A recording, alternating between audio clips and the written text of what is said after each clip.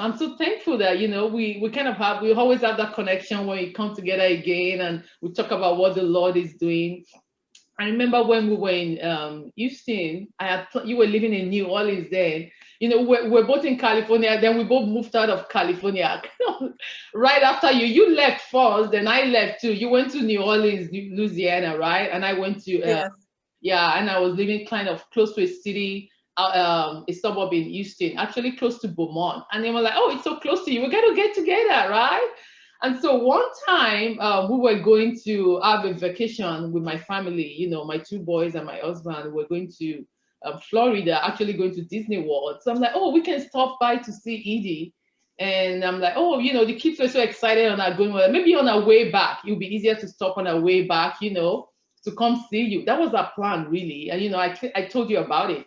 And so we got to Florida, and I think 3 days into our vacation, we got a call that my mother-in-law had passed, and she was in her house. Mm. We left her back there, and so that was the first time we left them by themselves. My mother-in-law and father-in-law, they were both in our house, and so we got this call that she had passed away, and it was so devastating. Oh. Yeah, and so that's why we didn't get to see you. So we had to leave. Kingsley drove through the night, from Florida to Houston.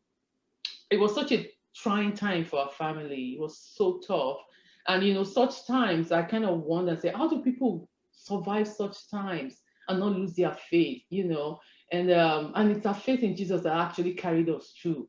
I mean, who do you can't walk away from Jesus and challenge it. Who do you go to? Who else can restore you? Who else can give you joy? Who else can give you meaning and even perspective, even when you don't understand why? And so that was our experience at that time, because it was such a tough time. And some of the things that kind of gave us joy. I remember my mother-in-law, our last days we would go to church, and every time there was an altar call, she would stand up. We're like, "Mama, you already did it." We call her Mama. "Well, you already did this last week. You don't have to do it every week." She doesn't listen to us. Every time there's an altar call, she's standing up. We're going to Joel Osteen's church at Lakewood then. And then next week she's standing up again. I don't know. It was now looking back after she passed, they were like, God must have just been preparing her. Only God knew what was going on. Because we kept telling her, Yeah. "You gave your life once, you don't have to do it again." And it was after then we'll look at her diary, and then we noticed that she has written a lot of things about seeing Jesus and seeing the Lord. And so that kind of gave us a lot of comfort, knowing that she was ready to meet her Savior. She was ready to meet her Lord. And she was so prepared. I mean, she was one of the kindest people I knew. She was the peacemaker of the family. And so you want to think, why would God take someone that was, so good and so kind? A way that I felt like our family even needed her. But God knows best, right? Yeah, He has His reasons. But what I do know is that she was ready to meet the Lord. And so that kind of encouraged us during those times.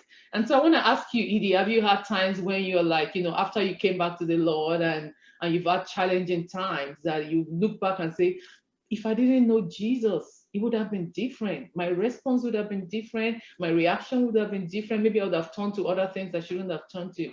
Did you have any experience like that? Anything you want to share with our viewers? I think one of the biggest ones was when I got diagnosed with skin cancer. So I had a couple of spots, one on my back here, which I'd had for a long time. And I didn't ever have really good insurance. So then when I did get good insurance, and I remembered, I asked the doc about it. I'm like, "Doc, what do you think about this?" He's like, "Oh, we should probably do a biopsy of that." And because he said that, all of a sudden I start thinking, why did he look at it like that? Why did he say, "Ooh"? Mhm. You know? Because I just wasn't expecting that reaction. I'm like, "Oh, it's okay. God's healed me of so many things. It's probably just some skin thing." And he said the biopsy would be back in like a week or something like that.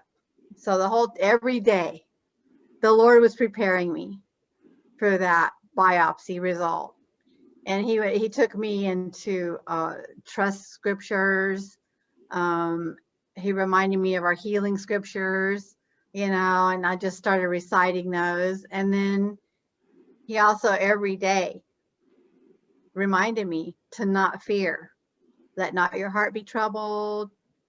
let it not be afraid, and all these. I'm all like, oh, why are you telling me all that? I know that, but he kept drilling it in, drilling it in. So finally, after 10 days and no results, I started getting concerned. I'm like, why is it taking so long, Lord, to get this result? And he said, because you're not ready to hear the results. So we did more word training, if you will, and speaking the word and remembering, not to have fear, that Jesus is always with us, and all these things. There's nothing impossible for God, and all things are possible to those who believe. And going through all, these confessions and scriptures. And so then finally I get the result, and it was indeed cancer. And it was not the worst cancer possible. It was basal cell carcinoma.